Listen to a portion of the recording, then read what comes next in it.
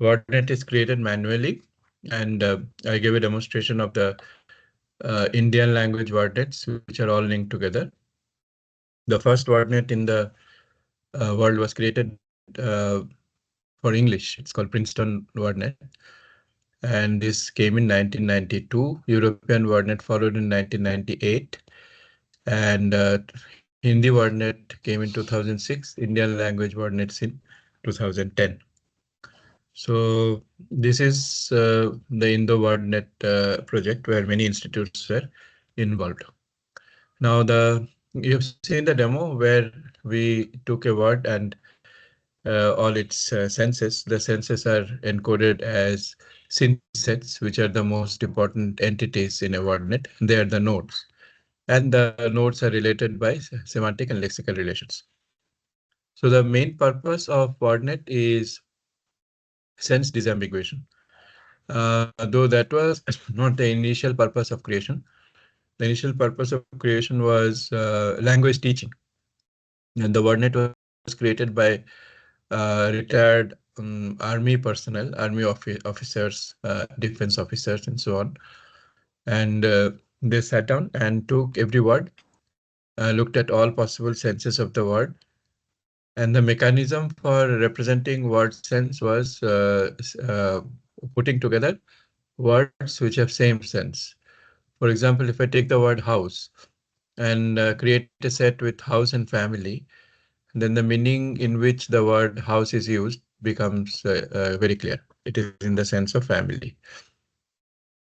So the lady is from the house of barons, for example. So the lady is from the house of the family of barons. So here the sense disambiguation is done by the concept of relational semantics. You put together all the words which have same sense and they disambiguate each other. So house as a kind of physical structure, family comma house, family as an abstract concept, house an astrological position. This is the astrological place. House has this meaning too. So Mercury in the 7th house, for example. So that's an astrological concept. So this is how the WordNet functions. It functions by what is called relational semantics. Now, WordNet's foundational idea is very elegantly represented by what is called a lexical matrix. So we give IDs to word meanings. So let's say I take the word bank. One of the meanings of bank is a financial place, a place where financial transactions happen. Another meaning is river banks, the side of a water body. So these two meanings will have different IDs. So this matrix shows this concept. M1 is one of the senses of bank, and that sense is depend, bank, and rely. M2 is the other sense, which is the side of the water body, bank and embankment. And M3 is the most frequent sense of bank, which is a financial place. So on the row, we see a manifestation of one meaning through different words. And these words are called synonyms of each other. So when I create a set out of these synonymous words, the meaning gets apparent because of this association. Equally interesting is the behavior of the column. So if I descend a column, I'll get the same word, but it's different meanings. So bank in the second column, first row is depend. Bank in the second row, the second column is embankment, and bank in the third row is the financial place. So rows capture synonymy and the columns capture polysemy. So this is a very elegant representation of the words and their meanings. The meanings are on the rows and the words are on the columns. This is known as a lexical matrix. And this particular matrix has lots of interesting properties. If we turn these cells into numbers, okay, for example, the word can have embeddings. So these embeddings should be same because they convey the same meaning. On the column, the embedding should be different because each row represents a different meaning. Now, dependent bank will have very close embeddings. They will not be exactly identical because embeddings depend on what is called distributional similarity. It depends on the neighbors around the word. So all the words which are around bank in the sense of depending are likely to be around depend also, but not quite. Not all of them will be same. They will not be identical. So there will be some small difference between the embeddings, and therefore there is high cosine similarity between these embeddings. But when we go down the column, the embedding similarity will be low. Then this is a depiction of the Wordnets that we created through the Indo Wordnet project. The pivot is Hindi. All other languages are linking with Hindi. And linking means the same synset. The synset conveying the same meaning will have the same ID across languages. So linking is through the ID. You remember we took the word ghar in Hindi and took its and looked at its Tamil, Bengali, Assamese, all those equivalents. Now the words are classified into two categories: content word and function word. This we have remarked before. Verb, noun, adjective, and adverb are content words. They carry the information, main information, and function words put these content words together to form a sentence. So content words typically have multiple senses. In function words also there can be multiple senses. Prepositions, for example, have multiple senses, which is why a knowledge graph for prepositions was created. It is called PrepNet. But interjection may not have ambiguity, but not very sure because language operates in a very mysterious way. So the word oh, which is an interjection, oh, it can be an expression of joy, surprise, grief, sadness, many things. Okay, pronouns typically do not have ambiguity. Conjunctions also do not have typical ambiguity, though and has a subtle behavior and is not always conjunction and sometimes convey sequentiality, temporality over time. But prepositions definitely can be ambiguous as we see from the behavior of the arguments it takes. So I ate some bread with butter. I ate some bread with my friend. So here with has a different role. So the semantic roles are different. So as is common in all language constructs and objects, ambiguity is inherent in all of them. The wordnet does not represent function words. It represents the content words. So most important entities are nouns, followed by verbs, followed by adjectives which qualify nouns, and followed by adverbs which qualify verbs. Now, the wordnet IDs are used for sense tagging of corpora, which has lots of utilities. So if you take this example here, this is for sentiment analysis. I have enjoyed Los Angeles every time I have been there, regardless if it was for work or pleasure. Now, this kind of IDs which you see here give the unique meaning of the word. So here I have enjoyed Los Angeles. That has a different sense than saying I have enjoyed ice cream. The second appearance of enjoy means eating. I enjoy ice cream. That means I eat ice cream. And I enjoy Los Angeles. I enjoy visiting there, looking at the sights and sounds. Time also is ambiguous. Every is ambiguous. Being is ambiguous. There is ambiguous. So you see everywhere, wherever there are multiple meanings of the word, we produce a sense ID to make the meaning unique. Fly is very ambiguous. So 2192238 4. This gives the sense of fly in this context. I usually fly into Los Angeles, but this time we decided to drive. Can all of you please mute your mics? Some mics are not muted. Okay. So this is how the wordnet is used. It is used to annotate raw corpus with wordnet IDs. Now we have already seen that the wordnet encodes words along with their senses. Here is a snapshot from the wordnet, from English wordnet pleasure.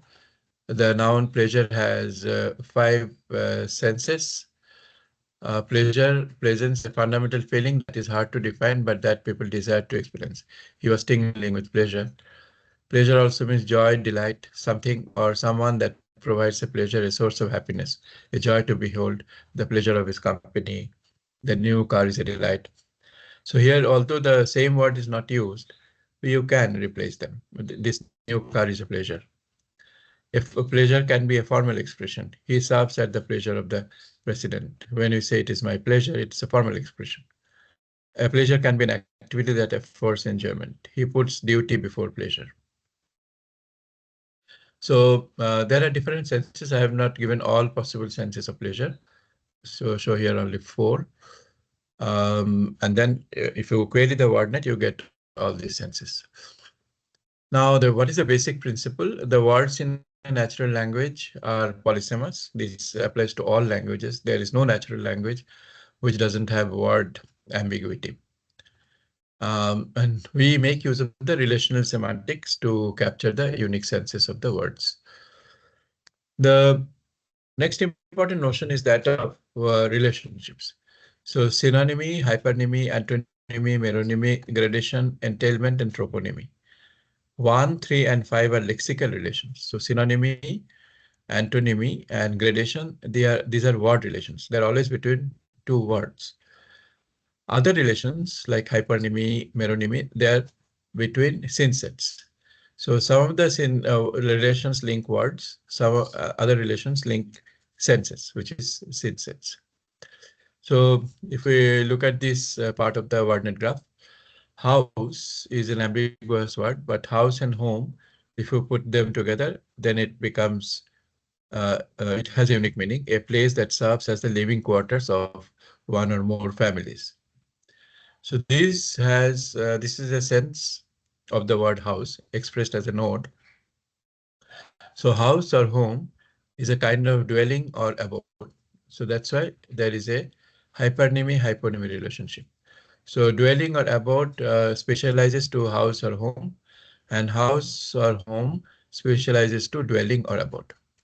And you can see that this dwelling or abode is hyponymy of a more general concept. So this can extend upwards and go and hit a concept called entity. Okay, so entity is an all-encompassing node. Now, meronymy is a part-whole relationship. The opposite of meronymy is called holonymy. So veranda is a part of the house, and house or home is holonymy of veranda. So study is also a part of home. Then hyponymy is the specialization concept.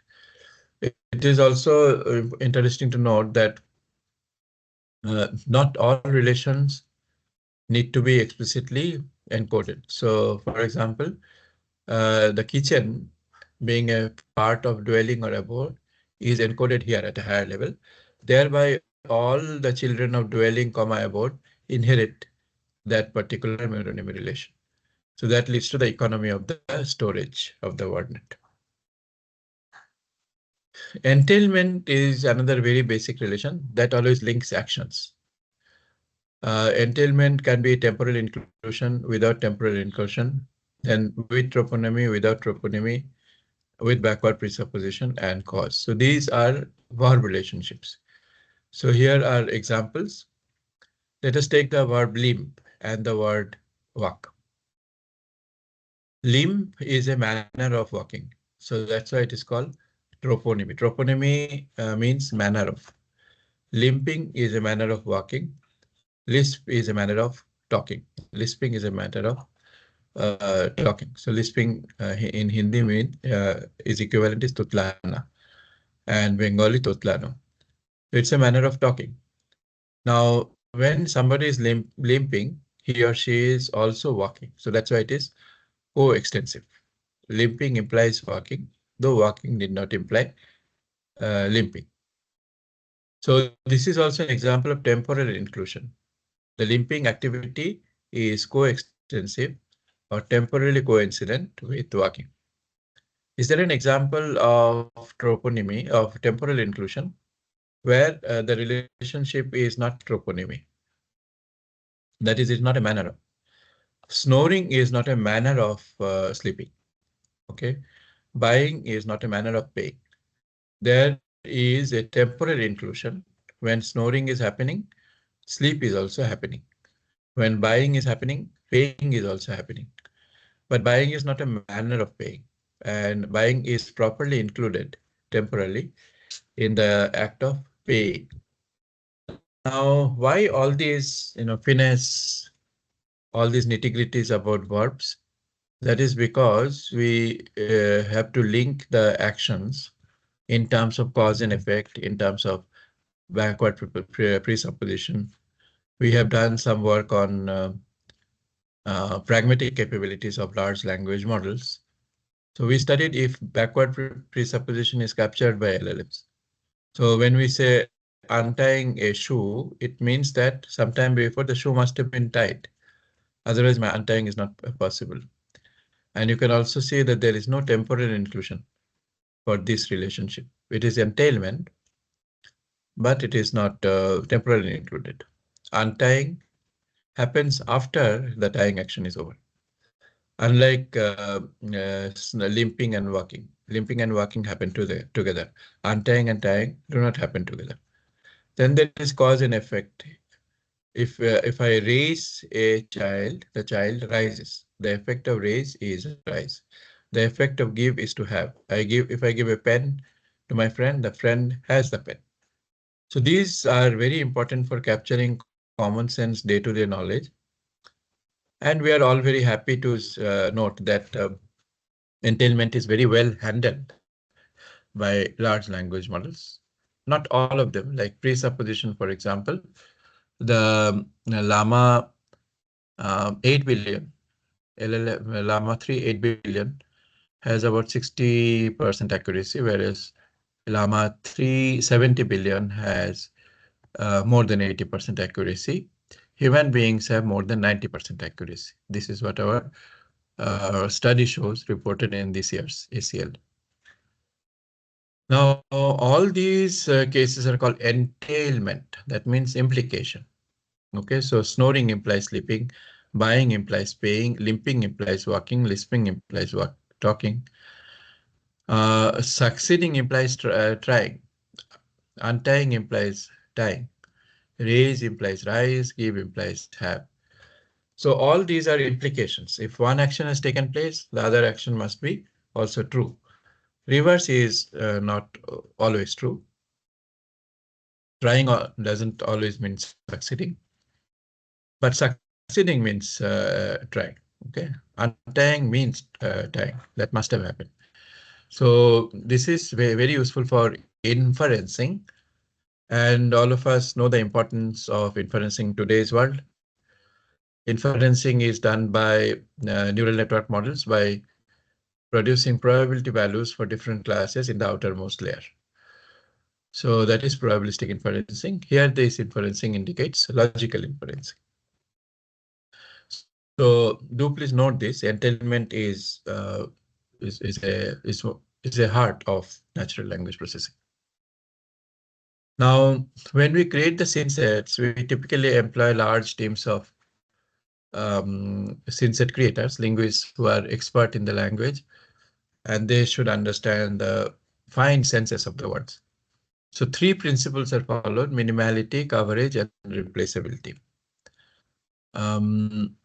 The scene set creation First Wordnet that was created, English, it was created from first principles. And then since other Wordnets could have been created by applying some kind of translation process and then doing filtering. But Hindi Wordnet we created from first principles. So in first principle, what happens is that we pick all the senses from a good standard dictionary. We obtain synonym for each sense, and it needs hard and long hours of work. So if I take the word house, for example, then one of the senses of house is the astrological position.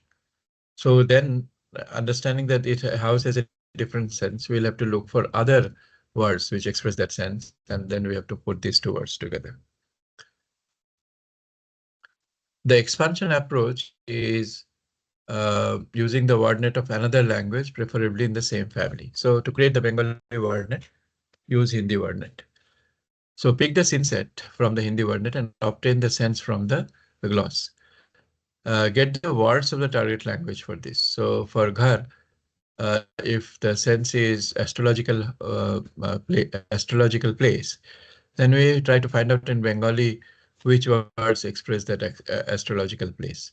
So get them and put them together. Often the same words can be used if the languages are very close to each other, but one has to be mindful or careful against the false friend case. So one of my PhD students, Diptesh, worked on the identification of false friends automatically. One of the examples of this is Hindi Marathi. In Hindi, Shiksha means education. In Marathi, Shiksha means punishment. So though the words are same, spelled same, spoken same, they have at least one sense which is different. And then we often use translation, insertion, deletion. So this is an example of creation of French wordnet from English wordnet. Bank and bank, they come from the same source, but bank cannot be used in the sense of the sloping land. Okay, that sense in French doesn't exist for the word bank. Okay, so if we just translate, then we run the risk of inserting wrong entries in the synset. BORD, which is inserted here in the synset, indicating sloping land, is not correct. Okay.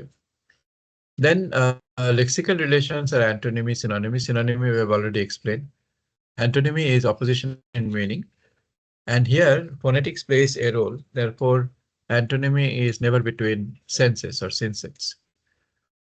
So even though rise and ascend mean the same thing, fall and descend mean the same thing, the antonym of rise is not descent, fall. Antonymy of ascent is descent, not fall.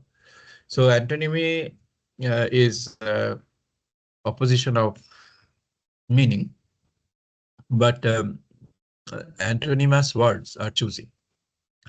They are not all the words from the synset, only selected words. The antonymy of ascend is descent and not fall, even though fall and descent are in the same sense. Then there are different kinds of antonymy, which are all this is called lexical semantics. Okay, this is intellectually very rich branch of linguistics and NLP. So antonymies are of different kinds, like quality, size. Size antonymy is very common, small and big. Quality antonymy, good and bad. State antonymy, warm and cool. Personality antonymy, Dr. Jekyll, Mr. Hyde, Ram, Ravan. Direction antonymy, east and west. Action antonymy, buy and sell. Amount antonymy, little and a lot. Place antonymy, far, near. Time antonymy, day, night. Gender antonymy, boy, girl. Different kinds of antonymy. Meronymy is between two senses. And again, there are different kinds of meronymy. So component object, head is a part of body. Staff object, wood is a part of table, but not in the same sense as head is a part of body. Wood is not really part of table. Wood is a material from which table is made. Member and collection. Tree is a part of the forest. but not in the same sense as head is a part of the body. Feature activity, speech is a part of a conference. Again, different from component object, staff object, member collection. Place area, Palo Alto is part of California. Phase and state, youth is a part of life. Resource and process, pen is a part of the writing process. Actor act, physician is a part of treatment, and so on. An interesting thing is that these meronymies have a different different nuances. Okay, and they do not have transitivity relationship. So within the same kind of meronymy, there is transitivity. So, for example, head is part of the body, nose is part of the head. So, nose is part of body by transitivity. Okay. However, if the if the same word participates in two different meronymy relations, then transitivity doesn't hold. So let us see. Okay, so wood is part of table. It makes the table, and table is part of furniture. So we can't say wood is part of furniture because table being part of furniture is member collection. Okay, so we cannot say wood is part of furniture uh, because transitivity does not hold across different types of meronymy. Then there is a gradation relation, which is again between words. So childhood, youth, old age. So childhood is antonymy of old age, but in between there is a word youth, which is between childhood and old age. Hot is antonymy of cold. Warm is in between hot and cold. Doze is between sleep and wake. So these kind of fine nuances are captured by large language models. Before LLM came, it was very difficult to represent these relationships, and they were useful in sentiment analysis, then question answering, natural language inferencing. Everywhere they had usage. Metonymy is a very complex relation. It is associated with metaphors. The dictionary definition of metaphors is that the use of a word or phrase to mean something different from the literal meaning. So Manishit, who is a part of the TA team, is working on metaphors, representation of metaphors, and in CFILT we have reported what in rare language phenomena like sarcasm, metaphor, humor, and we take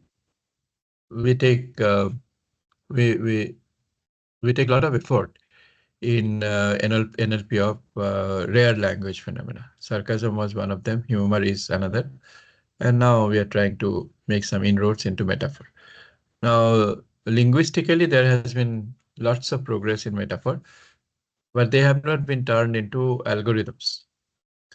They have not been implemented in NLP systems. Though large language models are pretty good in dealing with metaphor. So I tried some experiments on Google's Palm, where I gave as prompt some examples of metaphors and their corresponding normal sentence.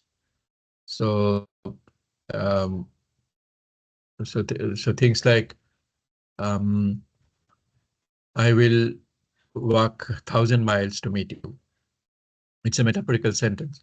Or the building is touching the sky, which means the building is very high. The corresponding normal sentence is the building is extremely high. So I gave such examples to Google's Palm and then gave it new metaphorical sentence and asked it to convert it to normal sentence, which it was able to do very well. And also the reverse problem. So he is extremely angry. The metaphorical sentence is he is boiling. So it could also generate metaphorical sentence, though with little less accuracy as the reverse problem. Metaphor to normal sentence is easier than normal to metaphorical sentence. Now, one interesting possibility is that the large language model in the training data has seen these kind of mappings, okay, metaphorical to normal sentences. So one is not sure whether generative AI is functioning here or there is a leakage, okay, leakage in terms of making use of already seen data in the training corpus. Metonymy is supposed to have been inserted in the English Wordnet, but somehow that project did not take place, and so metonymy relations are waiting to be inserted in Wordnets. Let's see if we can do this in our Indian language Wordnets.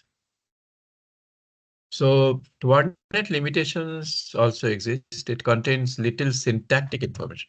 Wordnet is heavily bent on capturing semantics and that to paradigmatic relation. The relations that arise out of word properties, but relations that arise out of syntagmatic association, that is words being together in the same bark. Those relationships did not exist in original Wordnet, in the original design of the Wordnet. And then no explicit predicate argument structures have been given. The kind of selectional preference that a verb has, this is not encoded in the Wordnet. It comes in two very important lexical resources, VerbNet and PropBank. That tries to capture the selection preference and argument structure of verbs. No systematic extension of basic senses. The sense distinctions are very fine-grained. Many times the senses are very fine-grained separated, and therefore words and disaggregation systems cannot catch those fine sense differentiation. And also the hierarchy is not very cleanly established except in meronymy and hypernymy. So those are the limitations which we live with. Now, Wordnet is purely based on paradigmatic relations, that is word properties. Another very famous lexical knowledge network is ConceptNet, which in fact became more useful in natural language processing in the sense that it created knowledge triples which are domain dependent and they could be ingested into deep neural networks. But before going to ConceptNet, let me just ask, are my slides visible and I'm audible? Yes, sir. Okay. And do you see any questions in the chat box, or does anybody want to ask any question? No, sir. No. Okay, fine. So ConceptNet was, it came about 10 years later than the Wordnet, English Wordnet. It was, Genesis was in MIT, and then it went into a startup kind of establishment. So while Wordnet is very much dependent on words and their properties, not only sense properties, but also generalization, specification, hypernymy, meronymy, those properties. Here, in ConceptNet, the philosophy is different. The philosophy is to take words and their relationships as they appear in day-to-day communication and transactions. And sometimes there is no rigorous linguistic lexical differentiation. Okay, we'll see some examples. Now, the ConceptNet was essentially aimed at capturing common sense. Now, capturing common sense knowledge has always been a preoccupation of the NLP community because language carries common sense. There was this very famous project called CYC. It was started in 1984 by Dr. Douglas Lennart, and it was developed by a company called Psycorp with 3.2 millions of assertions. So assertions are the heart of common sense knowledge base. And it links over 280,000 concepts, and it uses thousands of micro theories. So these micro theories are nuggets of small definitions trying to capture the properties of the words. Now, CYC has made its whole resource open, and the upper few layers of CYC have been found to be useful by the researchers and developers. There was also this project called Open Mind Common Sense project, again started in 2000 in MIT. And this was a collaboration of World Wide Web. The goal was to improve the performance of information retrieval. This was a voluntary effort, 20,000 registered users who contributed about 800,000 items. And this was used to generate ConceptNet, which is a very large semantic network. So other such projects which happened through employment of lots of people in a crowdsourced kind of platform are HowNet, which was created by Chinese Academy of Sciences, and the FrameNet project, which is from Berkeley. So the thing that you should note here is that there was a very concerted effort in the community to capture common sense. Okay, and that happily is tackled very well by large language models today because of the huge amount of training data, and also because the probability function is so well learned from the data because of this in-context learning. Very long context comes as conditioning of the probability computation, and that solves lots of problems. So let's take this sentence. I borrowed Treasure Island for a couple of weeks. Now the common sense knowledge which is operating here, or the word knowledge is operating, is that Treasure Island is the name of a book. People borrow books to read. The book was most likely borrowed from a library. The book has to be returned to the lender in 14 days' time. All these are unsaid knowledge. They do not appear in the sentence, but without this kind of word knowledge, this sentence will not be understood and its implication will not be understood. Okay. If I do not have all this knowledge, by looking at this sentence, I'll not be able to act on it, or I'll not be able to react to it. So common sense knowledge appears in many different forms: emotive, I feel awful; functional, cups hold liquids; causal, extracting a tooth causes pain; spatial, horses are usually found in stables. These are these are examples of nuggets of common sense, and we hold an amazingly large number of such common sense knowledge to be able to survive and function in the world. So OMCS is the Open Mind Common Sense project. The volunteers contribute assertions through crowdsourcing typically. 30 different activities of everyday life, short semi-structured sentences, as opposed to synsets. Okay, so in Wordnet creation, the lexicographers are sitting down and finding out the words which mean the same thing and putting them together in synsets. And later also this synset is linked by hypernymy, meronymy with other synsets. Here, the volunteers are just giving assertions. Cups hold liquid. Okay, that's an assertion given by the volunteers. And they follow patterns to make their life easy. They do not have to write sentences in the Excel file or doc file, but they fill patterns through a pop-down menu. So there is some of the frequently occurring patterns that is A, X is Y. Treasure Island is a book. Here X is Treasure Island, a book is a Y. Found in is another pattern, or is located in. Books are found in library. Now it is the patterns which make it possible to create machine processable data, because the assertion makers are using fixed patterns. So a concept net is a directed acyclic graph formed by linking over 1.5 million assertions into a semantic network of about 300,000 nodes. It's really rich. Each node is a fragment of text, unlike the synset. In the synset, you have a collection of words, not a full text. That full text is coming in the glossary part.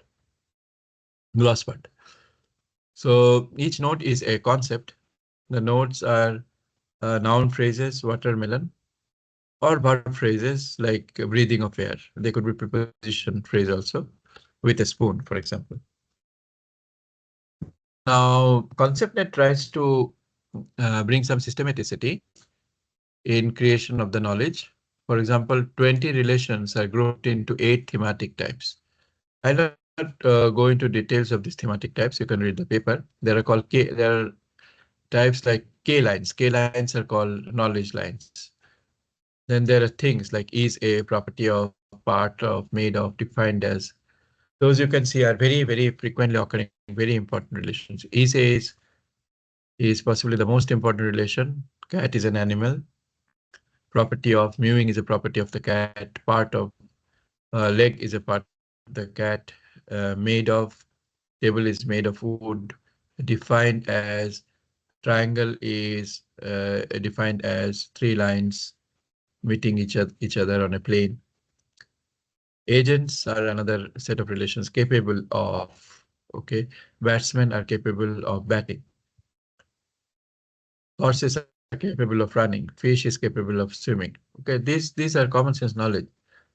And while we look at these, these are at least 20 years old, 20, 25, 30 years old. We also marvel at the power of probability and the power of long context in the computation of conditional probability, because they capture these basic common sense knowledge so well. So if you go to ChatGPT and ask it to fill the word dog is a, and then animal will come immediately because of the power of probability. Themes are concept entities. Events are themes, special themes, causal themes, functional themes, affective themes. Under each of these themes, we have relations like prerequisite event. Okay, untying is an event, then tying is a prerequisite event. Tying must have happened before untying. First sub event of. So if I'm um, drinking tea, then the first sub event of drinking tea is filling the cup with tea, then holding the cup, then lifting the cup up to the mouth. These are sub events, and the first sub event here could be filling the cup with tea. Last sub event, putting the tea in the mouth. This is the last sub event. And sub event of would be all these, filling tea, going to the table, lifting the cup. All these are sub events. Special event has a location of horses is stable. Tigers are found in jungles. Causal effect of desirous effect of. These are coming under the causal theme. Functional used for. A spoon is used for eating. Capable of receiving action. Something is capable of receiving and action. Football is capable of receiving the action of kicking. Affective motivation of desirous of. This takes to the emotional side of the themes.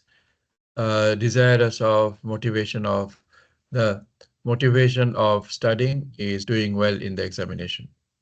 Okay, then the desire of doing business is to make profit, and so on. So this, you see, is a very nice attempt at capturing these day-to-day events and categorize them, systematizing them.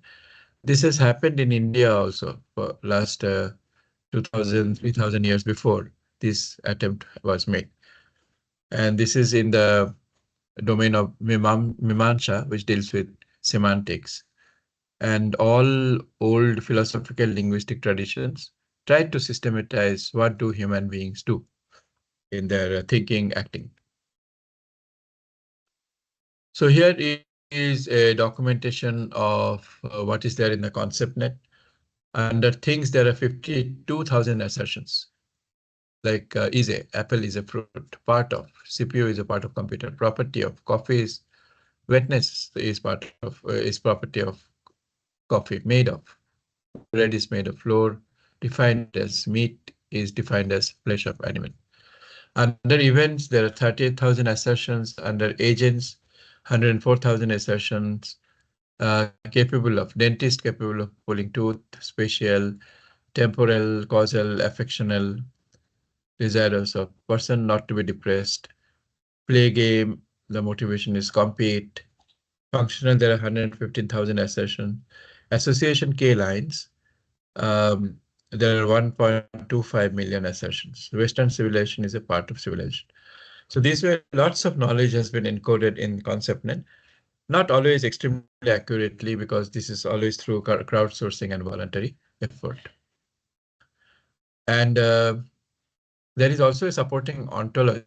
Ontology means relationships and concepts which are independent of any domain. For example, to think of ease as a relationship is an ontological activity.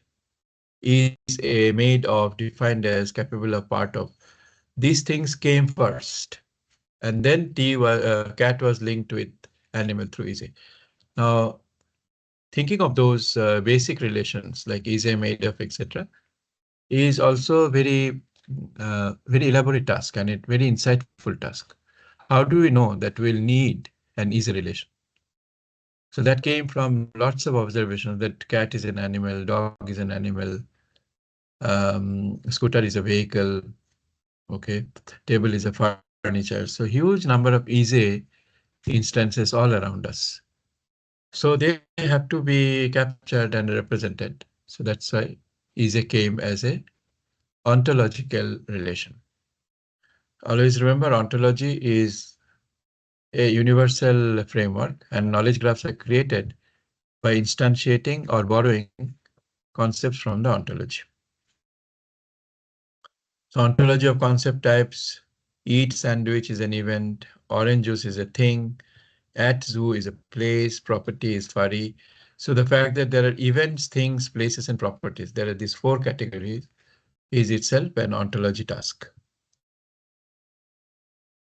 So ConceptNet, you can look at ConceptNet. ConceptNet is freely downloadable. They have been used extensively by machine learning researchers using language. And we ourselves also have used ConceptNet quite a lot. ConceptNets provide triples to deep learning systems. So restaurant is the location of cooking. Restaurants are used for satisfying hunger.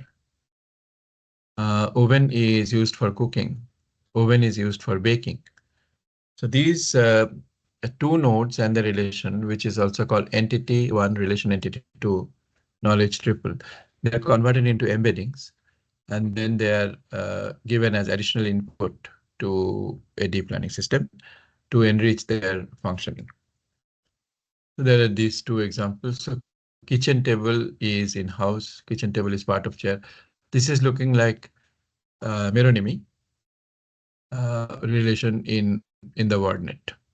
Okay, wake up in the morning is the motivation for getting to bed early. Waking up in the morning is prerequisite of breakfast.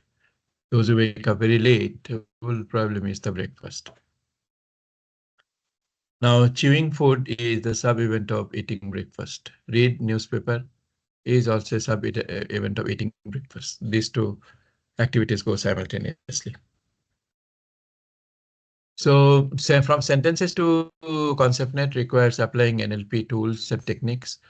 Extraction happens through 50 regular expressions. Normalization happens through stop word removals, spell correction.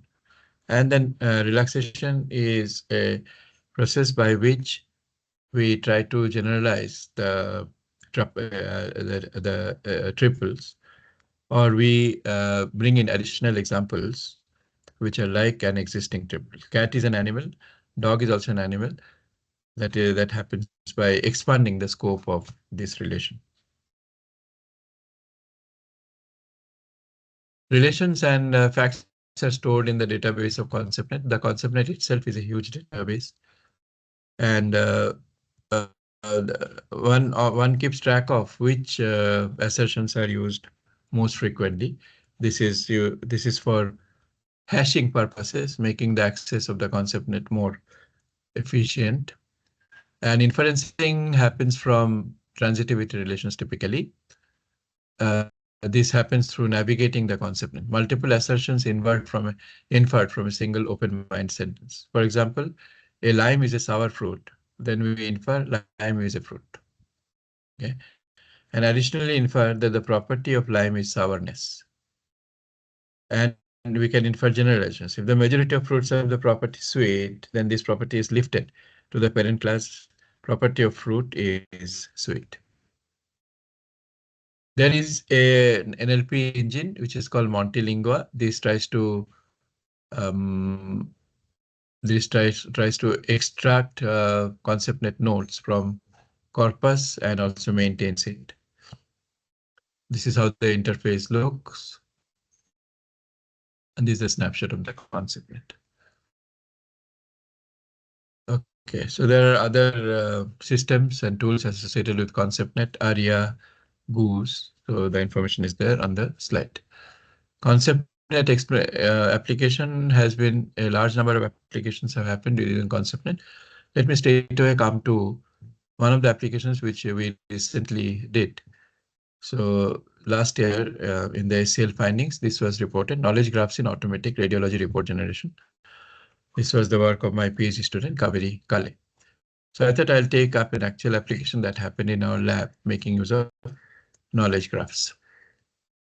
So the problem is that there is huge scarcity of radiologists in the country.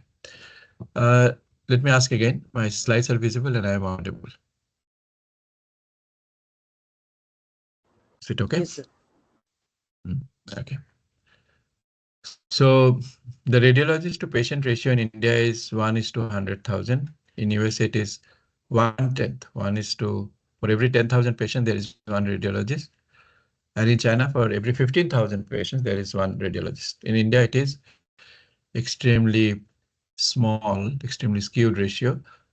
For every 100,000 patients there is one radiologist. So you can imagine the workload on radiologists. They are very stressed and they are prone to make mistakes. So this is an area which needs automation. Now the process flow is as follows. The radiology gives a dictation and this dictation is typically very short. A transcriptionist who is experienced and has been working with the radiologist for some time. Here's the dictation, transcribes it and also expands it. That expansion is leading to a more technical and medically elaborate description. It is called pathological description, which is then used to generate a report by the transcriptionist. The report goes back to the radiologist okays it, and then it is given to the patient. The final report is given to the patient. Now the final report is generated by AI. If it is generated by AI, then we need explanation for that report. And Tausin, Satyam, they are working on explaining the radiologist's report, which is created by a machine learning model. Now, this whole process needs to be automated. And here is an example of radiology dictation, which is short. Chronic pancreatitis. The pathological description is pancreas is slightly small, reveals thin inhomogeneous parenchyma. The pancreatic duct is dilated. So one question that doctors have asked us is that chronic pancreatitis, why should it be expanded as what you have shown on the screen? Chronic pancreatitis can expand into many other possibilities. The pancreas is a complex organ and many disease conditions. So how can you capture all those? Now the answer is very standard. All of you know this answer, having done this course on probability for last few months. The answer is ML, maximum likelihood. So from the data, if I see chronic pancreatitis is expanded mostly as these, then as a first take, let me expand chronic pancreatitis as this description. Just like my first take on the meaning of bank will be a financial place. The next take will be river bank, all because of the maximum likelihood estimate, or the pattern of usage of the word bank. So here, whenever the radiologist dictates chronic pancreatitis, we see that most of the time it expands into this text, which is shown here. The transcriptionist also is experienced. She has seen for some time that chronic pancreatitis means this. So she will pick up this as the pathological description and use it for the final production of the report. And if chronic pancreatitis did not mean this description, it meant something else or something more elaborate, and then that is incorporated in the cycle between transcriptionist and the radiologist. If the dictation is cholecystitis with 3 millimeter gallbladder calculus in lumen, quite technical. So it is expanded into gallbladder is distended, reveals valve thickening. Features of note is presence of a calculus measuring 3 mm noted in lumen of gallbladder. So this is an expansion. Now you can see that this looks like a machine translation work.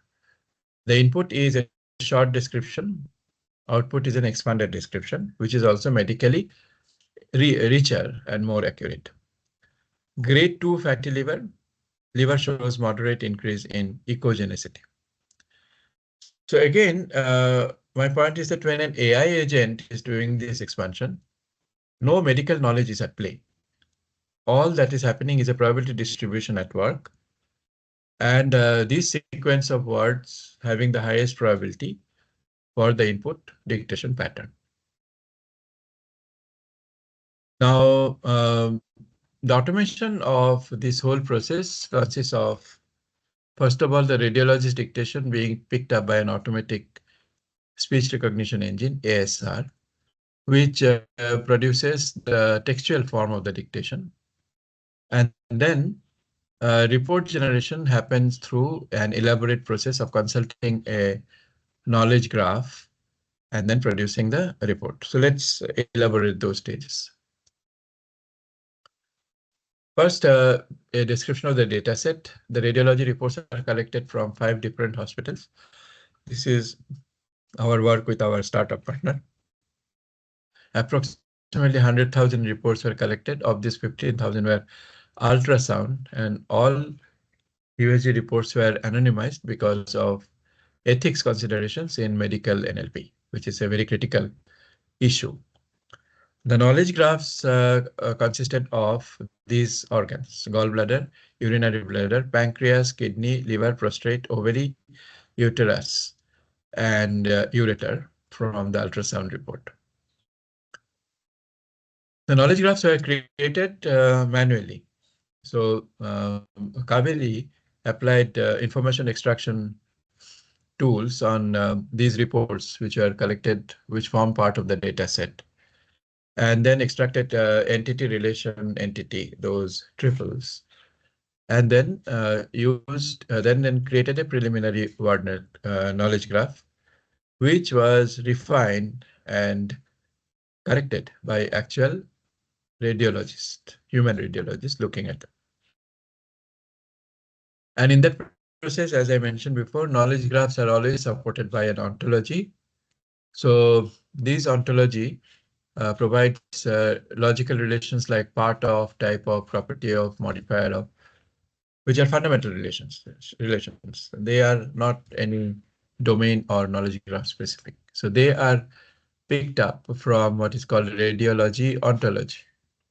Anatomy, findings, benign disease, disorder, property, observation property, modifier, location modifier, observation modifier.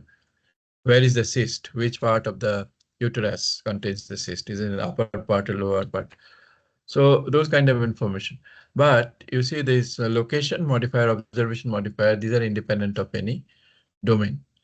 So location modifier can very much appear as a relation in a car manufacturing agent.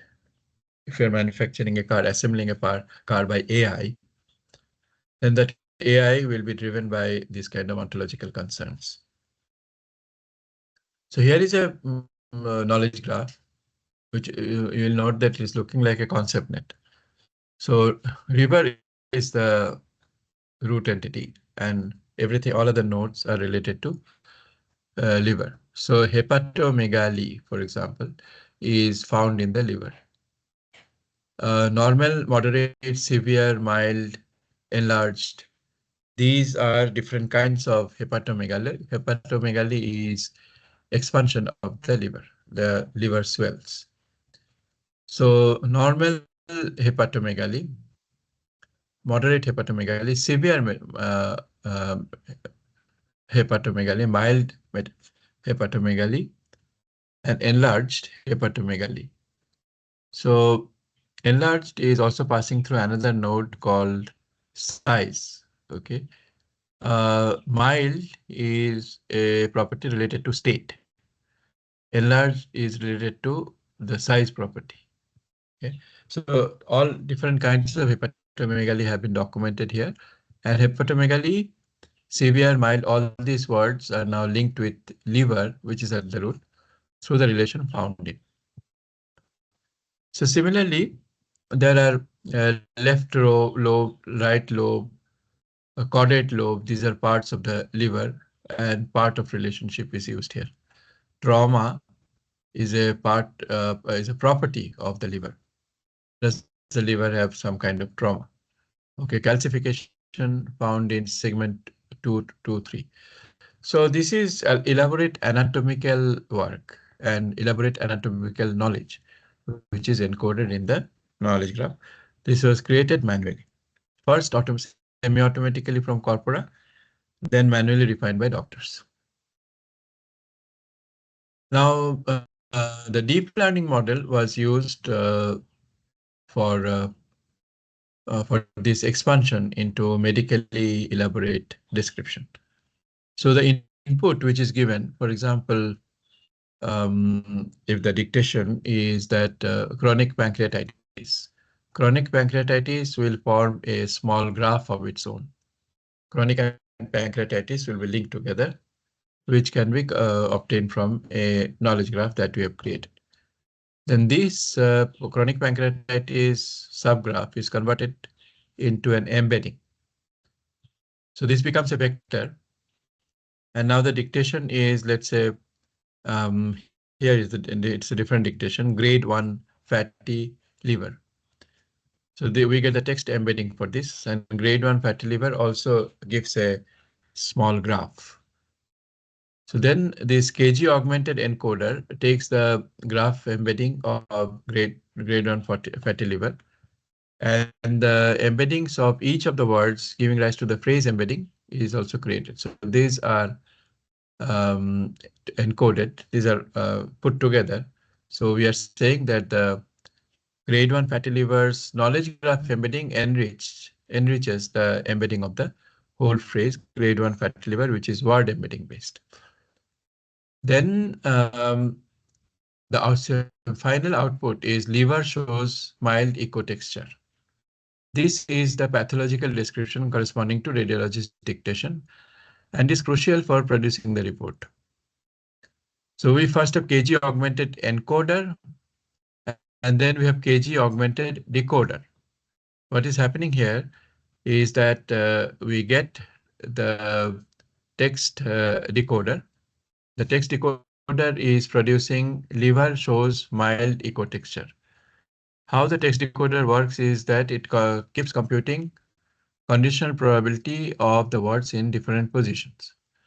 So these conditional probabilities are obtained by means of what is called auto-regression. These techniques will be discussed in next semester's course on deep learning for NLP. So first it produces liver. Then the next word which has highest probability is shows. Third word has the highest probability mild.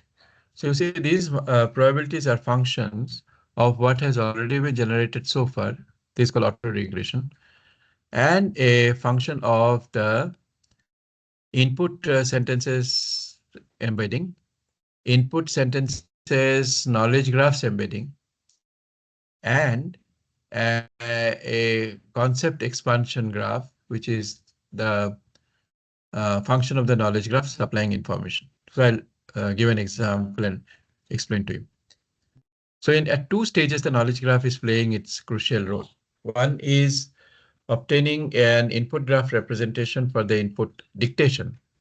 And these dictation nodes are mapped into the large knowledge graph, and from there additional nodes are picked up. So grade 1, fatty and liver are nodes. How come we get liver? Liver is already there. I'll get it from the knowledge graph. Eco texture, where does it come from? Eco texture comes from the large knowledge graph of the liver. And this is coming from the word liver being linked to eco texture in the knowledge graph in the form of a entity 1, entity 2 relation triple. How do you get mild? Mild comes from grade 1. Okay, grade 1. So this additional information is coming from the knowledge graph through an expansion, concept expansion approach. So if the input dictation is liver cirrhosis, the expected output is liver is small in size with altered eco texture. Extracted entities are liver, cirrhosis, triplets from input concept graph are cirrhosis found in liver. Okay, so extracted entities are liver and cirrhosis here, and the expanded entities are cirrhosis found in liver. So this is how the knowledge graph is supplying additional information compared to what is received in the input, which is short and brief. Then there is this notion of grounding in the knowledge graph. It is also called concept expansion. It produces the pathological description. So the triplets from the concept expansion graph are shrunken default modifier of size. Size is property of cirrhosis. Altered heterogeneous default modifier of ecotexture. Ecotexture is a property of cirrhosis. Cirrhosis is found in liver. So all kinds of entities and relationships are pulled from the knowledge graph because of the input words which have been given. Okay, so I suppose you get a rough idea. The input words enter or access the knowledge graph and bring more words by way of expansion. And what does a deep neural network do? The deep neural network produces a sequence of words looking like a phrase or a sentence. That is the role of the neural network. It brings a syntactic layer on top of the nodes which have been expanded from the knowledge graph. So it is like creating a parallel data set, radiology dictation, and the pathological description. Okay, the impression in the radiologist dictation. In between, you have the radiologist notes, concept set, and final output is pathological description.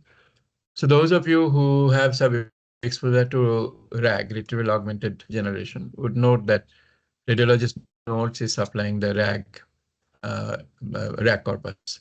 Knowledge graph is also supplying the RAG graph, knowledge graph. So both the things are used, the raw text as well as the knowledge graph. One is easily obtainable, the other is painstakingly created. So bulky retroverted uterus with fundal fibroid. Uterus is retroverted and bulky in size. Myometrial reflectivity is inhomogeneous with an ill-defined functional fibroid measuring 2.3 into 5.6 millimeter. Noted. This description is then obtained from the neural network. And here the data set shows that liver has the maximum proportion of the descriptions here.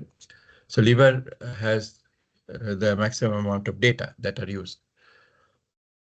So how good are these pathological descriptions? We see from the computation of Blue score and Root score that the performance of our system is in the range of 0.83 and 0.94 in the Root score, 0.83 in Blue, which is very good.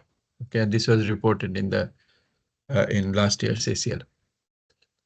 So when we did error analysis, we saw that if the input is bulky and retroverted uterus with endometrial thickness of 7 millimeter, uterus is retroverted and bulky in size, myometrial reflectivity inhomogeneous with an echogenic lesion measuring 7 millimeter in the mild anterior wall. This red part is not right, as was testified by the doctors who looked at the output. And the target is actually this. Uterus is retroverted and bulky in size, measuring so and so. Myometrial reflectivity is inhomogeneous and shows bulky ecotexture. Endometrial thickness is 7 mm in size. So this is the target. A part of it came from the input dictation. Others came from knowledge graph and deep neural networks. What do we do? KGBART is our system, and it agrees considerably with the target. Endometrial thickness is 7 mm in size. That has been obtained quite accurately. T5 large was fooled into creating this text, an echogenic lesion measuring 7 mm in the mild anterior one. The doctor said that this does not correspond to the input which is given. Similar was the case with this gross splenomegaly. This is a problem with the spleen. Maximum span given with focal calcification noted in spleen. There's some calcification. And again, KGBART, which is our system, is doing well, agrees quite a lot with the target sentence. Now, after the pathological description is obtained, the next part is actual report generation. So since that part doesn't involve knowledge graph, and since today's topic is knowledge graph, I'm not going to those details. Suffice it to say that pathological description is used to modify parts of a default normal report to make it patient specific. So as you can see here, the pathological description targets some identified normal sentence in the report and produces the patient-specific anomaly. So the system that we created in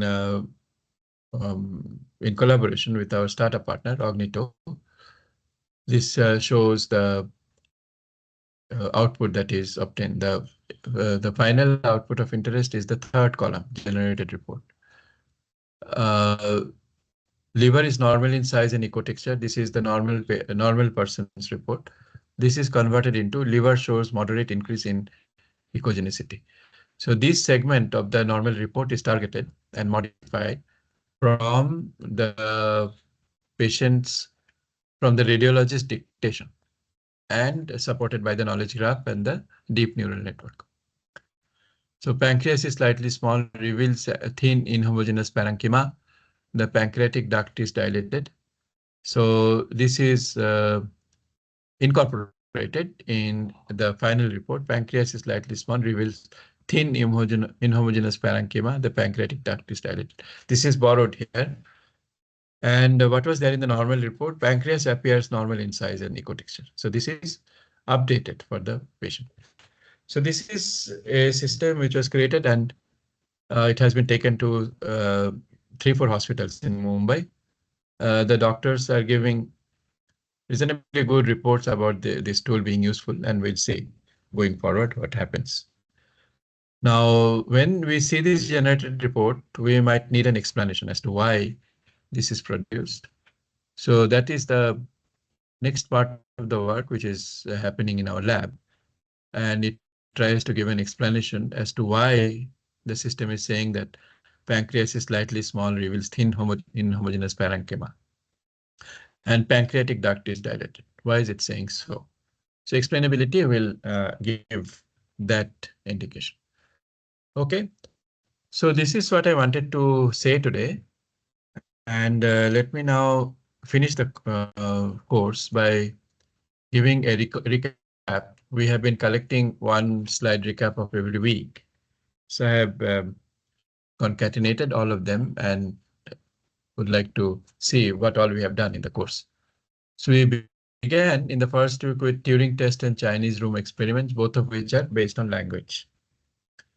A person has to interact with a computer and a human being. And if the person cannot distinguish who is who, then the Turing test has been successful.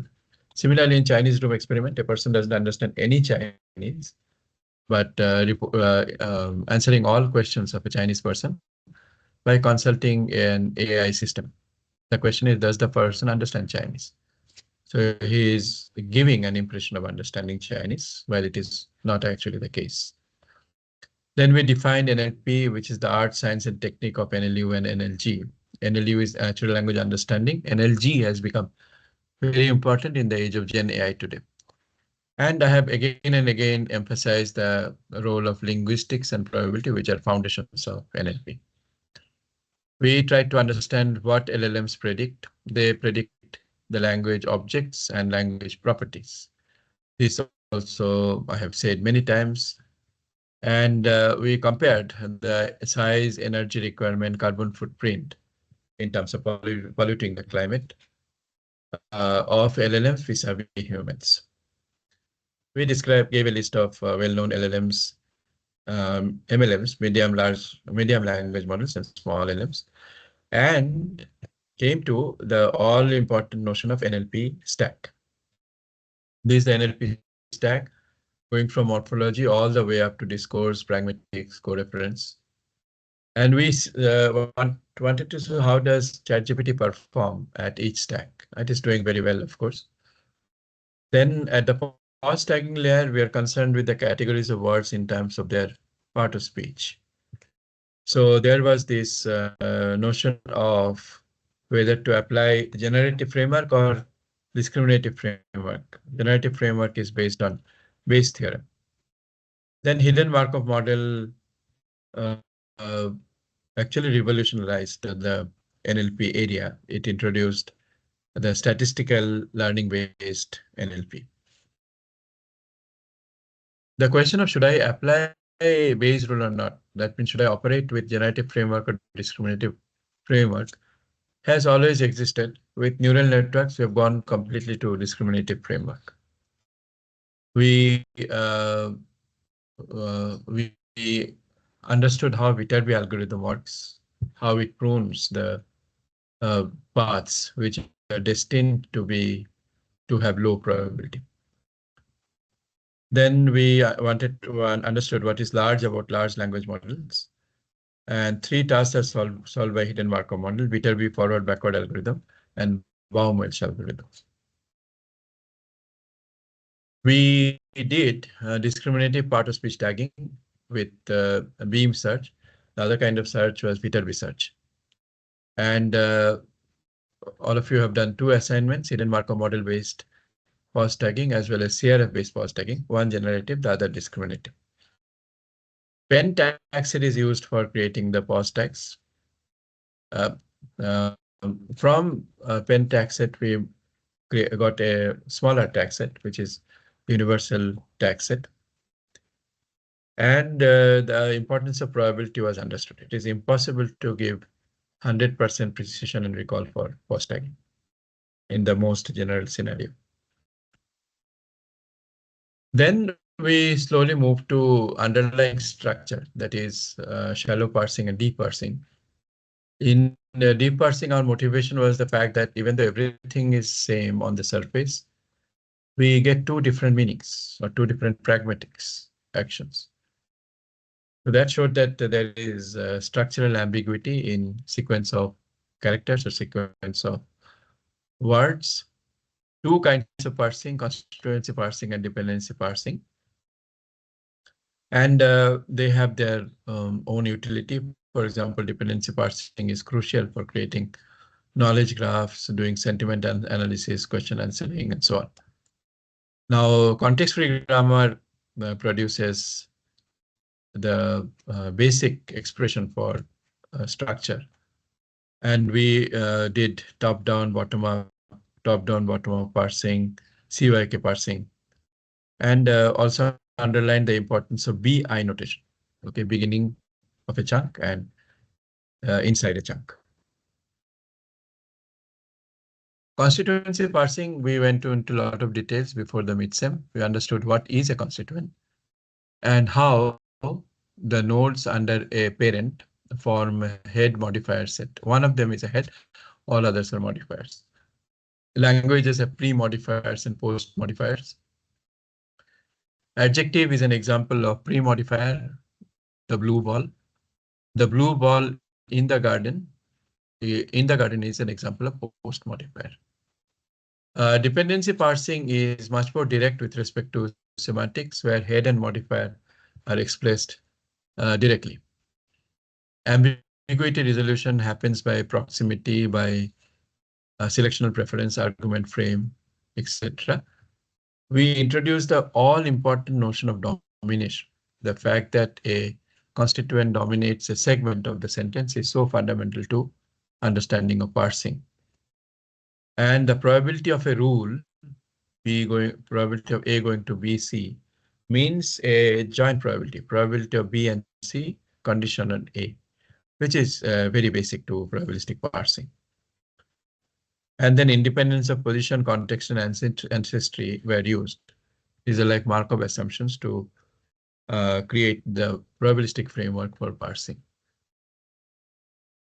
So domination was expressed by an argmax expression, and the probability of a sentence is computed as the probability of the sum of the parse trees. Probability is sum of the probabilities of parse trees.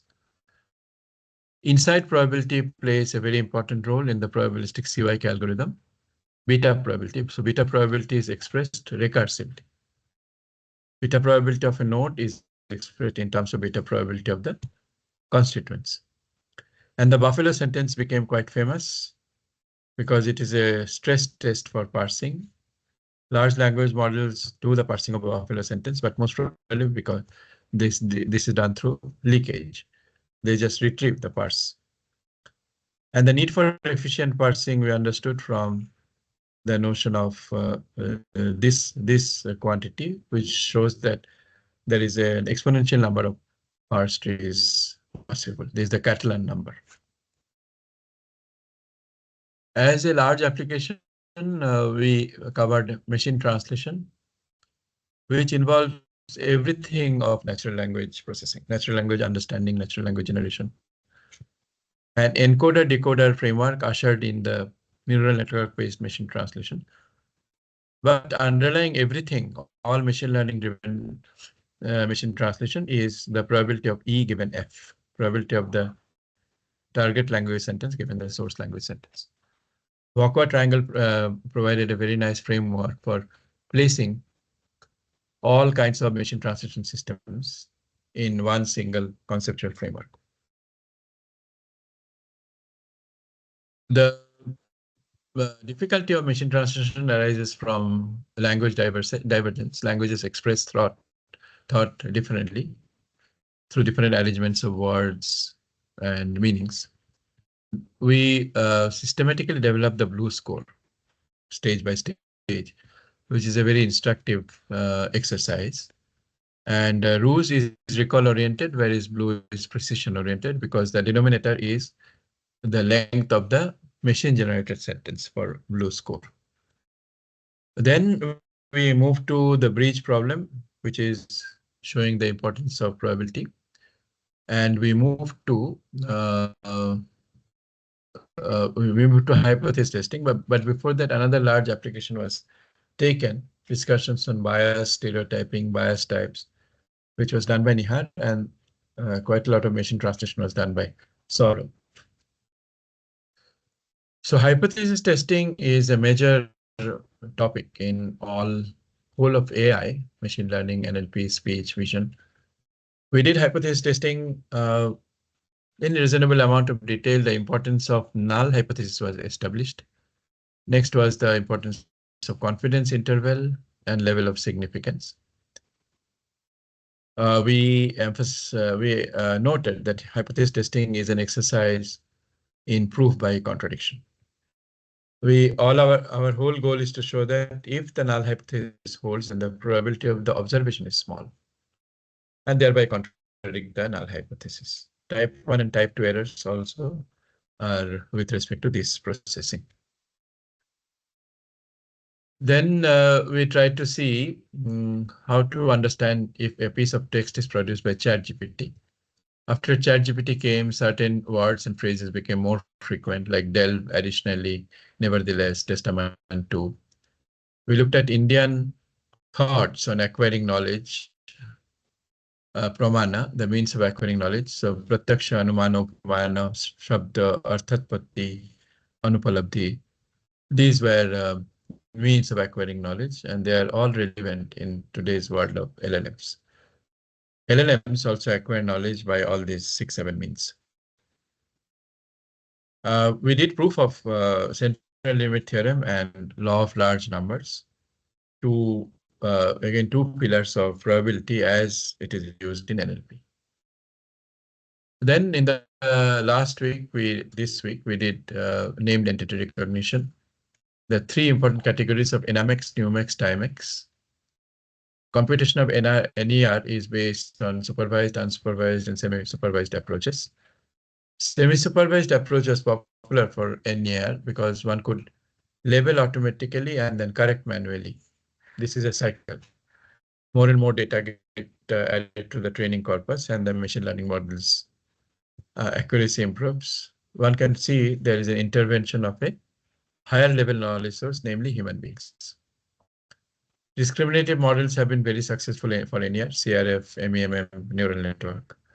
And then we finished the course with discussion on knowledge networks, Wordnet and ConceptNet. Knowledge triples augment the power of deep neural network, which is again the whole preoccupation for next semester's course. And knowledge graph is used in many domains. We ourselves have used knowledge graphs of abdominal organs like liver, gallbladder, stomach, and so on for generating reports of X-ray plates automatically. So this was the course, and I believe you have been exposed to foundation, state of the art, and applications to quite an extent, and this should be helpful for your research and development in NLP. If you have to go into NLP in future, this should be helpful. So the papers published from our research group are linked from my homepage as well as my lab homepage. CPIL, Computation for Indian Language Technology. And there are lots of tools and resources there. I hope some of you will become part of our CPIL group doing research in NLP. So here I would like to finish. Thank you and wish you all the best.